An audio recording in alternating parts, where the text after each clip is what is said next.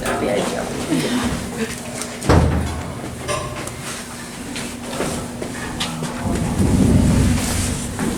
Internal explosion engines, because that's literally how they work, with fuel going inside and kapow, right? And that's what that explosion is what makes the piston move.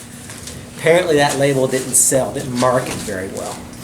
So you began to see a shift to an internal combustion engine. But that's the reason why those systems require a muffler. A lawnmower makes more noise than anything down here does, or it did. It's because you don't suddenly explode the fuel, you gradually burn it. And it's not actually used in any of the engines, right? You have your fuel pumps over here, you get the main feed pump and general service pumps right here, the main engine just a little ways over. They don't use any fuel directly at all. That's used right here, either side, and over there, likewise. This is the boilers of the ship. So in this little space here, you can see some of the many smaller steam engines that you have on board. And I say it like that, although they would refer to all these smaller things as auxiliary engines. But they essentially are small steam engines. During this time period, this Victorian time period, there were very few things that were directly electrically powered on board ships like this.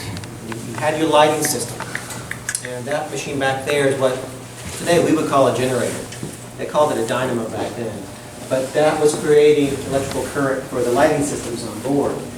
But really it was just the lights. If you had any other jobs on board, you had pipes connecting to them. And you would pipe your steam power all over the ship and operate all these different machines. There are very, very few steamships of any kind left today. Most of them, especially in the military service, are nuclear ships, like the hat you're wearing right there. Nuclear ships are steamships. They just replace the boilers that I was talking about earlier with a reactor. But it does the same job. It makes heat. And that heat is used to turn water into steam. If you would actually fill up with oil to be a string like a wick and siphon that oil up and drip it down these tubes into all the hard-to-reach places, appreciate that working on a steamship like this at times might be just as dangerous as working on a sailing ship. But it takes digging into things just a little bit to find that out. Again, a human experience. I can't do this. Hear a little bit about this space as our last stop. We got a little space inside if you want to come back in, or you can hang out. But just let me know if you need to raise my voice.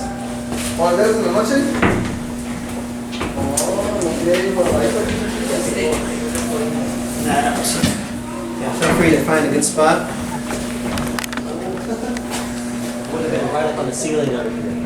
You can look up here on the ceiling, you can see that half shell, that brass part, and this other thing that looks like an upturned little storage bin. That's where the original signal bells used to be, so the captain could ring down here.